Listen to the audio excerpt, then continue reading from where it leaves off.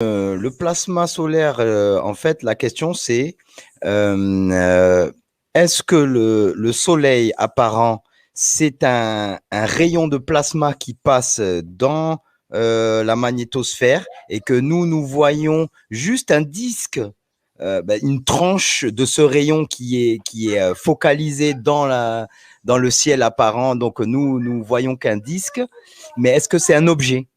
Est-ce que le soleil passe au-dessus de nous ou alors est-ce qu'il tourne autour de l'équateur? Est-ce qu'il y a une déformation optique? Est-ce que comme l'eau, est-ce que la lumière courbe? Qu'est-ce que le plasma? Voilà. Eh ben, le plasma, en fait, c'est toute matière. En général, ce sont des gaz qui sont ionisés. Alors, ionisé, qu'est-ce que ça veut dire? Ça veut dire que il y a une partie d'électrons, si on adhère au concept de l'atome, hein, et des électrons. Donc, l'électron, c'est une réalité, hein, c'est parfaitement défini, mis en évidence de manière expérimentale. Donc, en fait, il faut considérer ça. Là, maintenant, on est obligé de s'intéresser à la structure intime de la matière. Donc, si tu veux, oui, là, il y a une petite précision que tu es en train de montrer, c'est qu'un éclair, il peut être chargé, il peut être polarisé aussi bien positivement que négativement, hein, suivant les conditions locales les différentes couches atmosphériques. Donc, on peut avoir des éclairs qui descendent et des éclairs qui montent. Hein, notamment quand vous avez des éruptions volcaniques, faites attention, parfois vous avez les photos, même des petits films sur YouTube, c'est très facile à trouver. Vous avez les éclairs qui sortent du volcan et vont vers le ciel. Donc, pour répondre à ta question, en fait, j'ai des petits clichés, à défaut de photographie.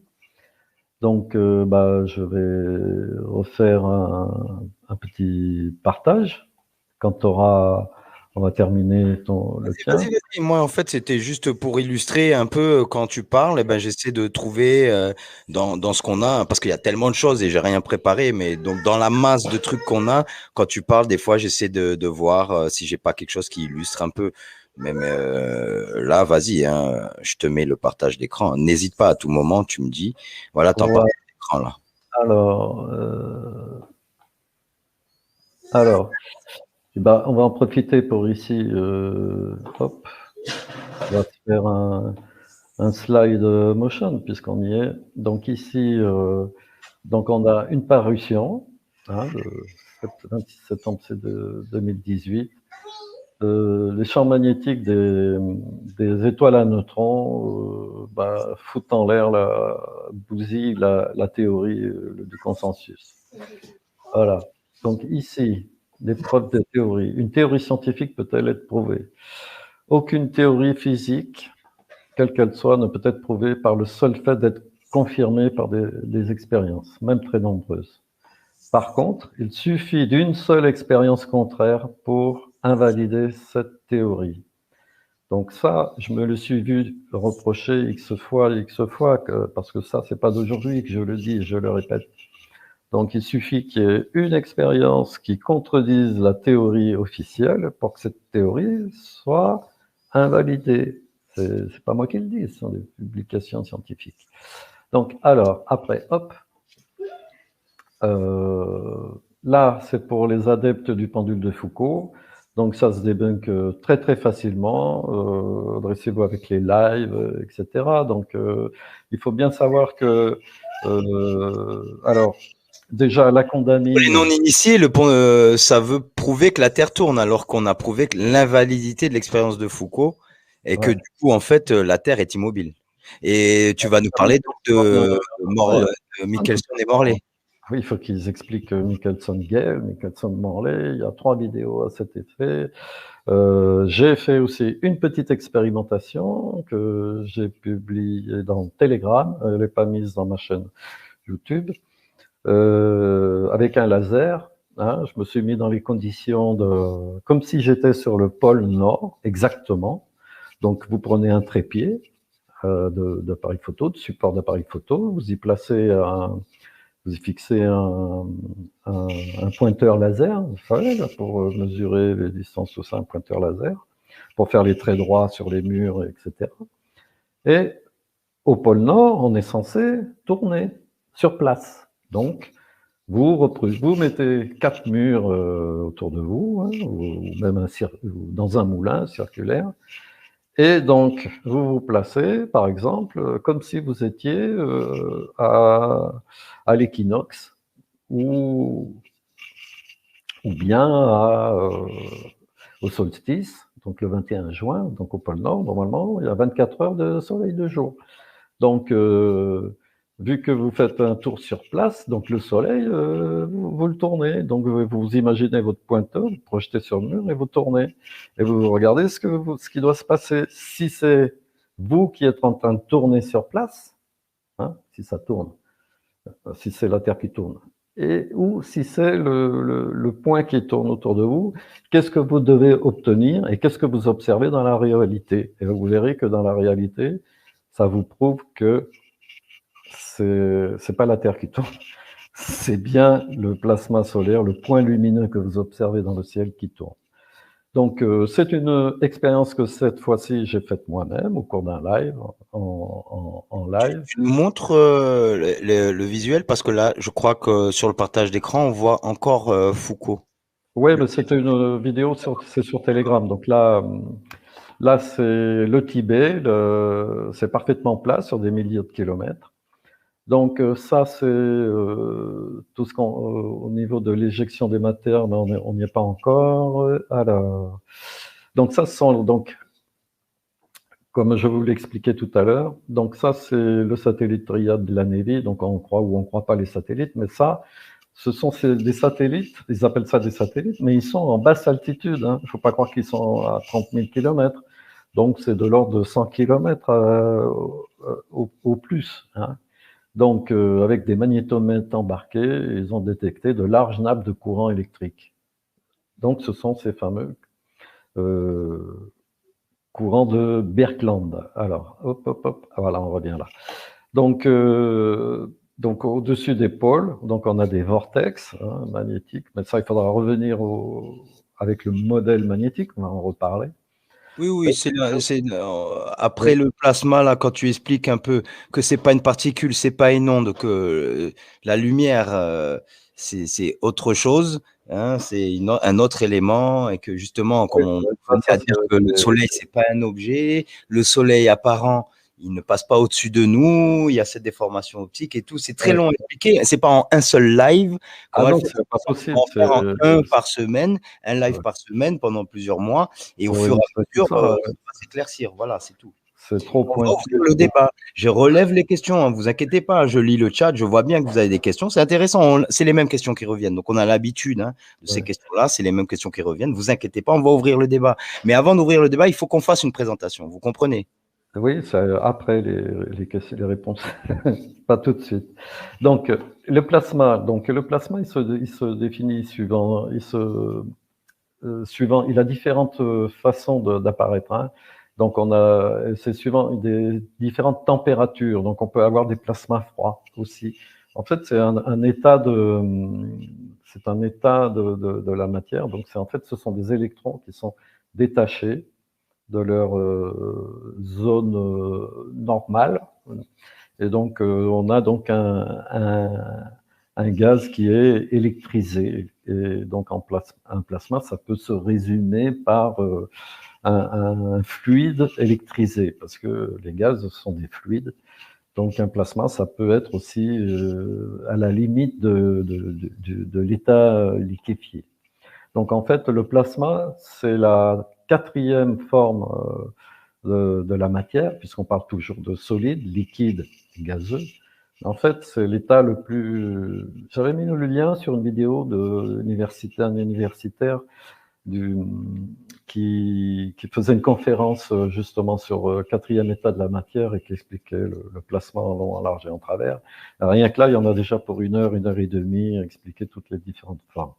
Donc, les gens qui veulent creuser le sujet, moi je ne fais que l'aborder, vous donnez l'os ensuite, c'est à vous d'aller le On ranger. va ouvrir le débat. On va même faire une session de live quand on aura présenté pas mal d'éléments de questions-réponses, c'est-à-dire les mêmes questions. L'équateur, la longueur des jours et des nuits, etc. Toutes les mêmes questions qui reviennent, vous inquiétez pas. Ça tombe pas dans l'oreille d'un sourd. Je suis en train de voir les questions. Soyez patient dans le chat. Toutes ces questions-là, ne croyez pas que j'ignore, hein, j'ignore pas. Hein. Je relève tout, on va répondre à tout ça. Vous comprenez bien qu'il faille bien qu'on fasse une présentation de tout ça. Il y a beaucoup de documentation, ça prendra plusieurs lives de présenter tout. Et on fera des sessions de réponses. C'est sûr et certain, on va ouvrir le débat. C'est une certitude. Avec les globistes, avec tout le monde. Voilà. Alors, ici, on a une parution scientifique russo-japonaise qui établit l'interrelation entre le champ magnétique terrestre et les tremblements de terre. Hein, entre les orages magnétiques, géomagnétiques storm, et les tremblements de terre. Donc ici, une glace extraterrestre noire est plus chaude que la lave, de l'eau. De l'eau, on appelle ça de l'eau supérionique. Donc pour parler d'eau dans l'espace, donc ne croyez pas que c'est de l'eau sous la forme de liquide qui coule à votre robinet ou sous la forme de glaçons dans votre congélateur. Alors, ici, on a la Lune est électrique, surtout National Geographic, c'est ce que je vous disais tout à l'heure. La Lune est électrique, surtout quand elle est pleine. Donc, confirmation, hein, je ne raconte pas d'histoire. Donc, ici, pour ceux qui se posent encore la question, donc c'est une approche une représentation stylisée. Hein. Je n'ai pas la prétention de dire que c'est réel. Donc c'est une représentation intellectuelle, approximative de ce que ce pourrait être Tu prends en compte les déformations équatoriales, les déformations parce qu'en fait c'est pas un disque parfait et puis non plus voilà. Tout à fait. Donc, il ne faut pas s'imaginer que c'est une pièce de monnaie parfaitement régulière, etc. Hein. C'est complètement déformé, avec des zones plus ou moins arrondies, etc. Donc ça, c'est déjà un semblant de réponse pour les gens qui disent « mais comment on passe d'un côté à l'autre hein ?» Donc ici, ce sont les problèmes de mesure du temps. Donc avec les NASA, pas la NASA pour en dessous de 1539, il est impossible de faire des calculs précis de position des astres. Hein. Donc, pour répondre à ta question, qu'est-ce qu'on voit, le Soleil, notre plasma? Donc, là, j'ai donc pris le cas d'une photographie d'éclipse solaire. Donc, en fait, ce qu'on observe ici, le disque solaire, hein, donc ici, on a ce qu'on appelle une zone de diffraction. Et pour expliquer l'éclipse, en fait, ce qui nous font croire que c'est la Lune, comme par hasard, on ne la voit jamais arriver avant l'éclipse. Hein, et vous ne la voyez pas non plus repartir, la Lune. Vous ne voyez qu'une tache devant. Vous n'avez jamais remarqué? Regardez les éclipses. Jamais vous voyez la Lune en dehors qui arrive et qui passe devant. Tout ce que vous voyez devant, c'est... Tu n'as pas la vidéo d'éclipse que tu as sur ton ordinateur, celle que tu m'as partagée dans le Telegram. Elle est géniale, là, cette vidéo d'éclipse là au bord de la mer, d'ailleurs. Tu l'as pas là? Vite fait, on la partage. Je l'ai. Ben, elle est dans l'ordi, non, je crois pas. C'est dans mon téléphone ou dans je ne sais où. Et ça, c'était une éclipse que j'avais filmée, oui.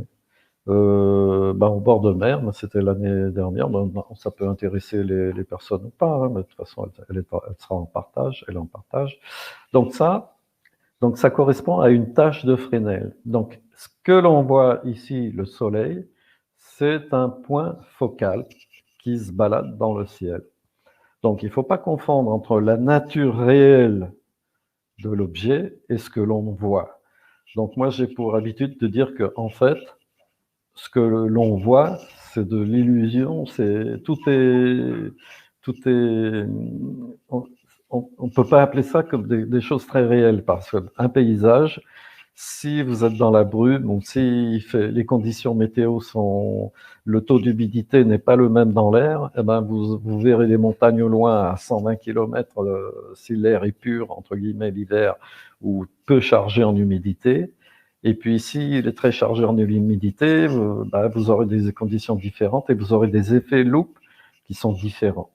Donc en fait, quand on regarde les lois de l'optique, vous avez coutume de dire que quand vous regardez les lois de l'optique, les réfractions, les diffractions, la propagation des rayons lumineux, il vous précise bien que ça se fait toujours dans le même plan.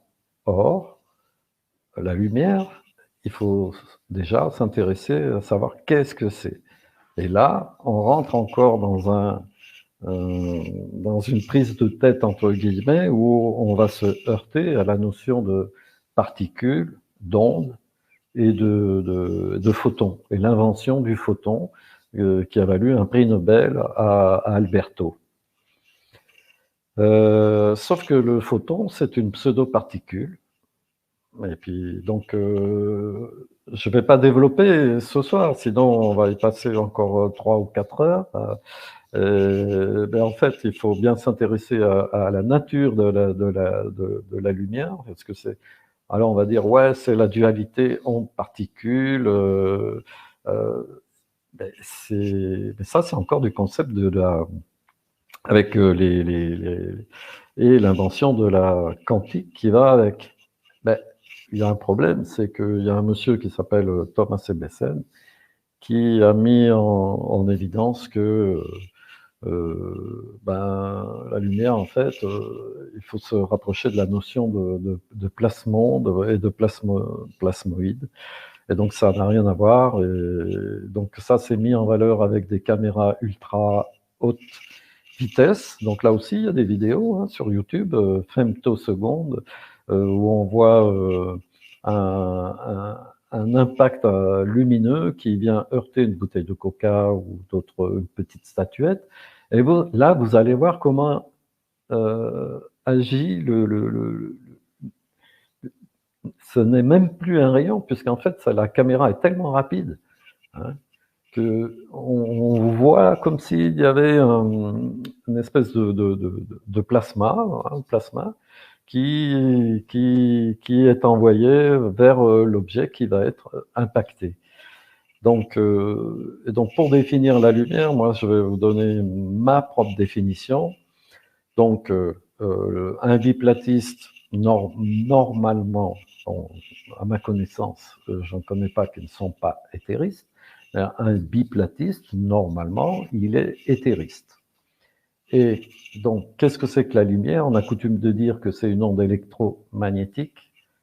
En fait, oui et non, ça se comporte comme une onde, mais en fait, c'est pas ou c'est comme une particule, mais on va dire non. En fait, c'est comme vous voyez, vous avez une onde sonore qui peut donner un impact et vous provoquer ou faire casser une vitre, par exemple. Pourtant, vous n'avez rien envoyé, il n'y a pas aucune particule. Mais en fait, la particule qui va casser les vitres, ce sont les particules gazeuses de l'air qui se met en compression et qui casse votre vitre. Donc, la lumière, quand on dit ouais, le laser, il vient impacter ou qui vient brûler ou qui va impacter quelque chose, en fait, non, c'est l'onde lumineuse qui est polarisée, qui se déplace et qui va faire interagir le milieu. Et le milieu, qu'est-ce que c'est? C'est l'éther. Et il faut définir l'éther. Mais ça, c'est l'objet d'un autre chapitre. Donc, la lumière, en fait, ça va être une émission, donc une agitation de l'éther, puisque l'éther est composé en fait d'électrons, on va dire, inertes. Moi, je vous donne ma définition de l'éther, attention.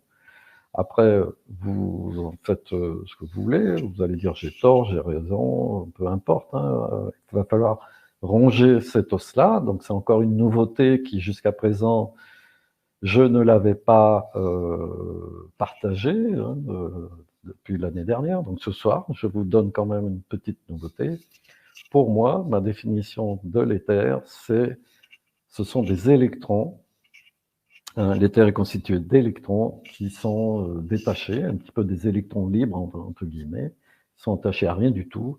Et le fait qu'une onde ou une impulsion de quoi que ce soit, une onde sonore ou un onde de tout ce que vous vouliez, qui vient perturber ce milieu d'éther, éthérique, donc il va agiter notre électron. N'oubliez pas qu'un électron, il va falloir... Vous voyez comme quoi il faut aller chercher très très loin, il faut aller fouiller, il faut aller chercher des publications et des recherches.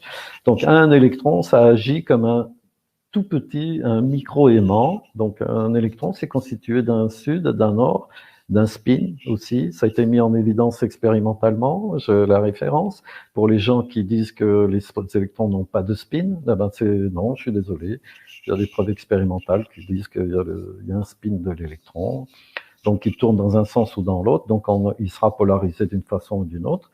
Donc le fait qu'il va être impacté par cette onde, hein, entre guillemets, il va, quand il revient à sa position normale, entre guillemets, ou sa position de repos, dans le repos éthérique, il va réémettre ce qu'on appelle de la lumière. C'est la lumière ambiante.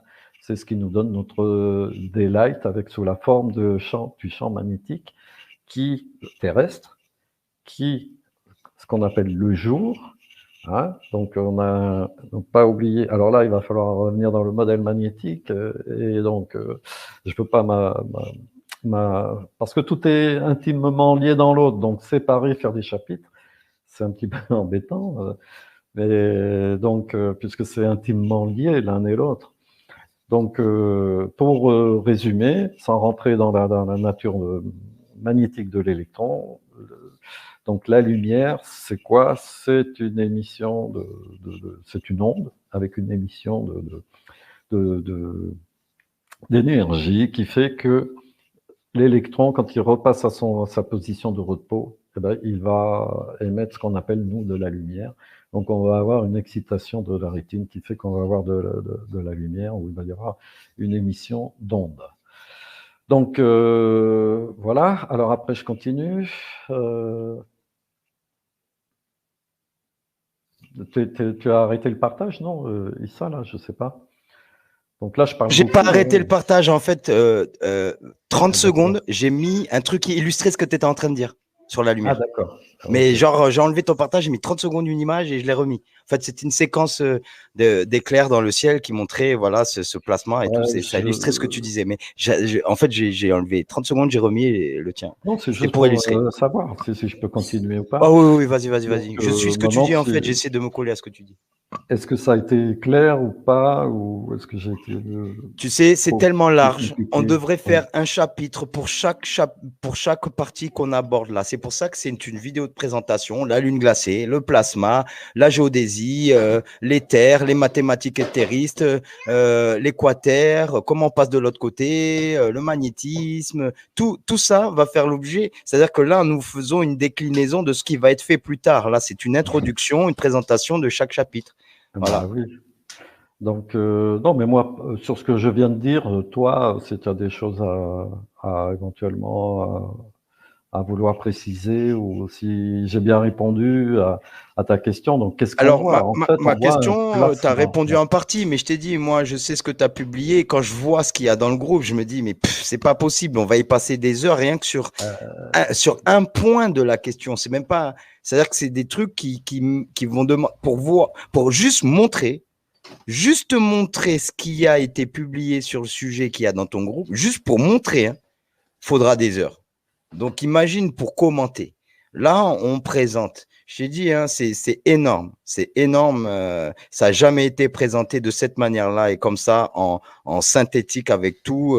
Il y a trop de trucs. Il y a trop de trucs. Donc là, on va peut-être passer même à l'autre chapitre parce qu'on avait dit introduction aux origines, comment tu arrives à la biplate. Après, la lune glacée supraconductive. On a parlé un peu du plasma Si solaire, tu mais on peut. veux, Voilà. oui, là, j'ai quand même quelques images qui te montrent, voilà, tac, voilà, la solstice tropique avec le soleil, comment peut ça aussi, ça a été présenté au cours des lives, hein, Donc, au solstice, donc tu as notre plasma. Donc ça représente, en fait, c'était extrait d'une vidéo dans laquelle des aimants ont été placés dans le vide, où on traversé par un courant électrique. Et donc, tu as, en fait, et tu vois, quand tu te déplaces autour, tu vois que tu as un plasma, cet arc électrique, qui se place exactement au niveau du solstice, ce qu'on pourrait appeler le solstice, sur la ligne, hein, si on appelle ça la face nord, sur la ligne du tropique du Cancer. Donc après, au niveau de l'équinoxe, on va avoir notre plasma qui va se placer exactement sur la tranche, au niveau de l'équateur. Donc le Soleil, en fait, nous, ce qu'on voit, c'est une tache de ça. Hein. En fait, c'est ça, le Soleil, c'est un plasma, ce qu'on appelle le vent solaire, le plasma solaire. En fait, Ne c'est vous ça. inquiétez pas, le chat. On peut pas répondre à toutes les questions là. Je les relève. On sait répondre à ces questions-là, mais ces questions-là que vous posez, des fois même, c'est un format entier qu'il faut proposer. Expliquer la navigation sur la biplate, expliquer la longueur des jours sur les solstices, les équinoxes, tout ça. Oui, c'est des super questions que vous avez, normal, parce que vous interrogez comment passe d'un côté l'équateur et tout ça. Mais on peut pas répondre à ces questions-là et en zappant tout ce que nous, on a préparé comme présentation de ces matières-là qui sont, si vous voulez, les matières de base pour connaître la biplate et le magnétisme, etc. Donc là, soyez patients juste, puisque c'est des choses qu'on va répondre. Je vous dis, on va ouvrir ce débat. Moi, je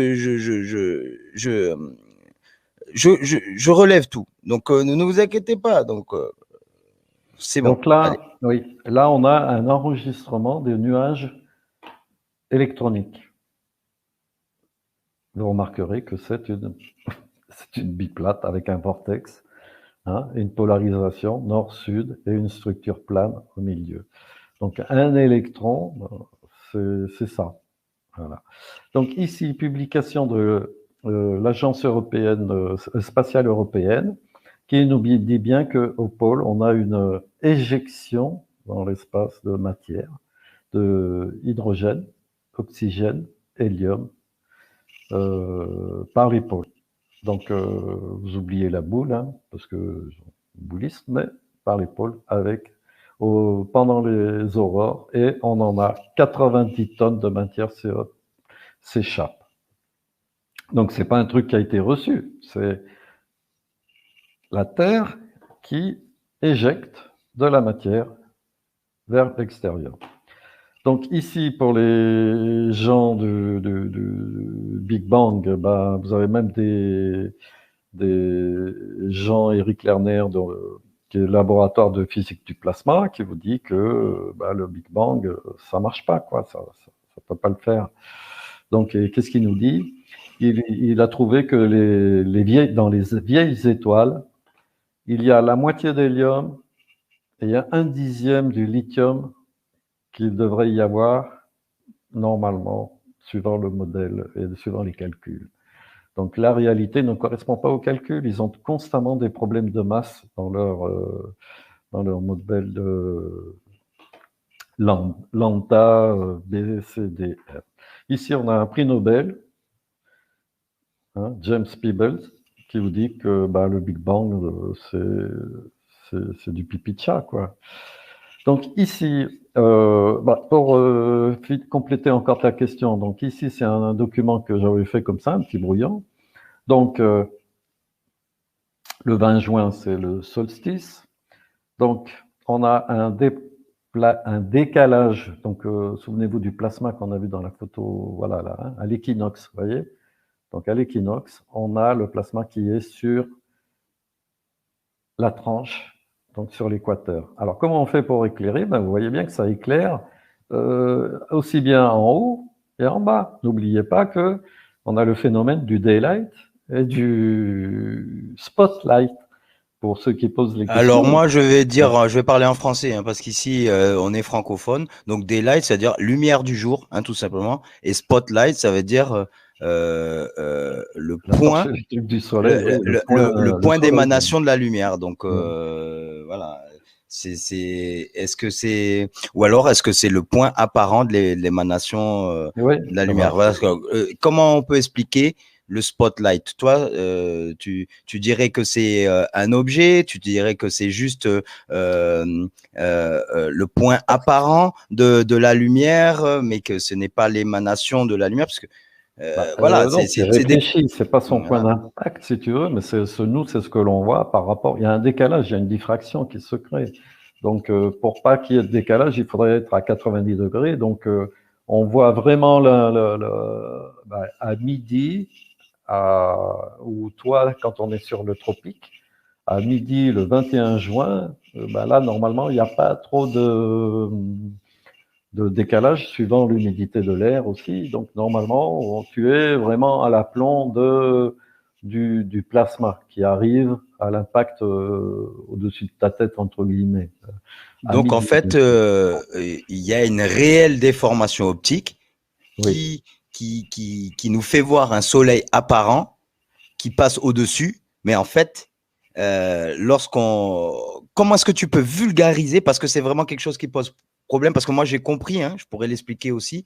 Mais le soleil apparent qui apparemment passe au-dessus, en fait, avec l'éloignement qu'il a sur les équateurs, parce qu'il n'est pas au-dessus, il tourne autour de la Terre. Donc, du coup, avec la déformation optique de l'atmosphère, on a une impression qui passe Oui, au-dessus. Voilà, donc parce que explique, la vulgarise lumière, ça en 2 ouais. secondes pour faire bien comprendre que En c'est une fait, illusion parce que d'optique. la lumière courbe, et j'ai pas terminé tout à l'heure, parce que quand j'ai parlé des rayons, des lois de Fresnel de l'optique, hein, des rayons lumineux qui passent à travers une lentille, donc nous, on se place à l'extérieur de la lentille, et puis on voit le rayon incident et le rayon qui ressort. Le rayon incident, c'est le rayon lumineux qui rentre avec un certain angle et qui ressort avec un autre angle. Il y en a une partie qui se dilue par la lentille, on parle de diffraction et de réfraction pour l'angle qui est réfléchi. Et plus, après, on a l'angle de réflexion.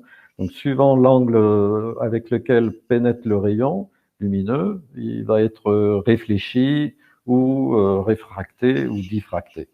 Enfin, ça, il faut regarder les lois de l'optique, mais ça fonctionne dans un plan, en 2 dimensions. Donc, voilà, ce que j'avais commencé à dire, c'est qu'il faut être en 3 dimensions. Ça fonctionne en 3 dimensions.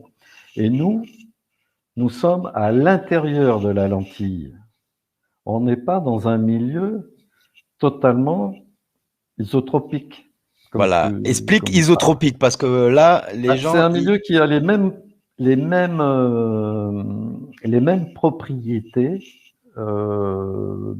C'est un milieu qui conserve les mêmes propriétés. En gros, si tu nous dis les différentes couches du ciel n'ont pas les Voilà. mêmes propriétés, donc c'est pas les mêmes milieux isotropiques. Donc, les conditions varient, donc le déplacement ou l'onde va se déplacer de façon différente. C'est ce qui fait que tu vas avoir une courbure.